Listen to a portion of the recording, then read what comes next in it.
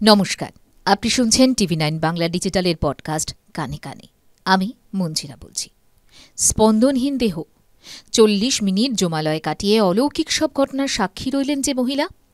TV9 Bangla ডিজিটালের podcast কানে কানের আজকের এপিসোড 634-এ আপনার জন্য রইল সে বিষয়ে বিশদ তথ্য।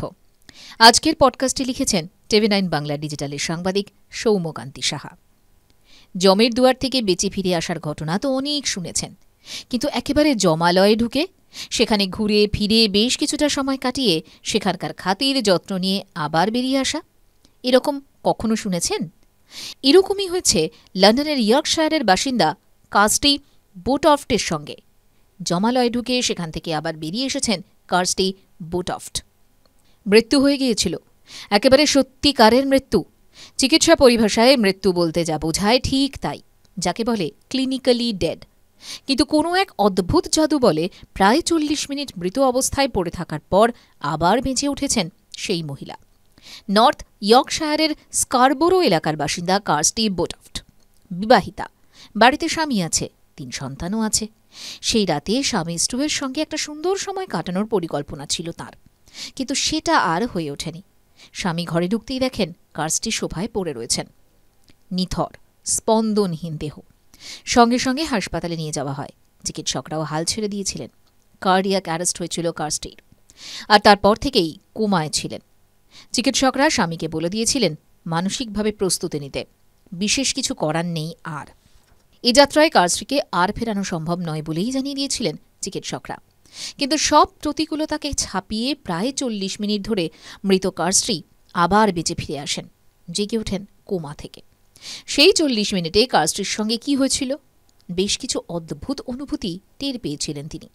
স্থানীয় সংবাদ মাধ্যম দ্য মেট্রোকে দেওয়া এক সাক্ষাৎকারে কার্স্টি দাবি করেছেন তিনি ওই সময় বিভিন্ন ধরনের জিনিস দেখতে পেয়েছিলেন। তাঁর ত্বকের মধ্যে অদ্ভুত কিছু প্যাটার্ন দেখতে পাচ্ছিলেন, যা সব ঘটনার সাক্ষী থেকেছেন তিনি ওই 40 মিনিটে। তা একেবারেই তাঁর সিলেবাসের বাইরে। কার্স্টি এক বন্ধু আছেন যিনি বিভিন্ন পারলৌকিক বিষয় নিয়ে চর্চা করেন। নিশ্চিত মৃত্যুর মুখ থেকে ফিরে আসার পর কার্স্টি জানতে পারেন সেই সময় তার বোন ওই বন্ধুর সঙ্গে যোগাযোগ করেছিলেন। সেই 40 মিনিট কি হয়েছিল কার্স্টির ওই বন্ধু পরবর্তীতে তাকে জানিয়েছিলেন। কার্স্টির বোনই ওই বন্ধুর সঙ্গে যোগাযোগ করেছিল, জানতে চেয়েছিল দিদির সঙ্গে কি হচ্ছে। কার্স্টির দাবি সেই সময় ওই বন্ধু জানিয়েছিলেন কার্স্টির আত্মা নাকি তাঁর কাছে গিয়েছিল তাঁর বাড়িতে। কার্স্টি তার বাবার জন্য এবং নিজের সন্তানদের জন্য কি কি করতে চান সেই তালিকা বানানোর জন্য ওই আত্মা অনুরোধ করেছিল। দ্য মেট্রোর প্রতিবেদন অনুযায়ী কার্স্টির ওই আত্মা নাকি তাঁর বন্ধুকে বলেছিল তার শরীর ভেঙে পড়ছে এবং বাঁচার সম্ভাবনা যে আর নেই সে কথাও জানিয়েছিল। কিন্তু ওই বন্ধু নিজেকে শক্ত রেখেছিলেন এবং তাকে ফিরে যেতে বলেছিলেন। এই গোটা ঘটনাটি ঘটেছিল যখন নাকি কার্স্টির প্রাণহীন দেহ হাসপাতালে পড়েছিল। এদিকে কার্স্টির যখন জ্ঞান ফেরে, যখন তিনি আবার কোমা থেকে জেগে ওঠেন, তখন আর এক অলৌকিক কাণ্ড। অদ্ভুতভাবে দেখা যায় স্ক্যানের রিপোর্টে কার্স্টির হার্টে কিংবা ফুসফুসে প্রায় কোনো সমস্যা নেই। দ্য মেট্রোকে কার্স্টি বলেছেন, আমি বুঝতে পেরেছিলাম যে আমি মারা যাব না, শুধু মানুষের শরীরটা চলে যায়, কিন্তু কাজ তখনও বাকি থেকে যায়। কি আশ্চর্য, তাই না? 40 মিনিট জমালয়ে কাটিয়ে অলৌকিক সব ঘটনার সাক্ষী থাকা এই মহিলার গল্প, যা গল্প হলেও সত্যি। TV9 বাংলা ডিজিটালের পডকাস্ট কানে কানের আজকের এপিসোড 634 আপাতত এখানেই শেষ। কেমন লাগছে আপনাদের TV9 বাংলা ডিজিটালের পডকাস্ট কানে কানে?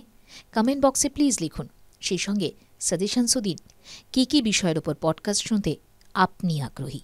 শুনতে থাকুন কানে কানে।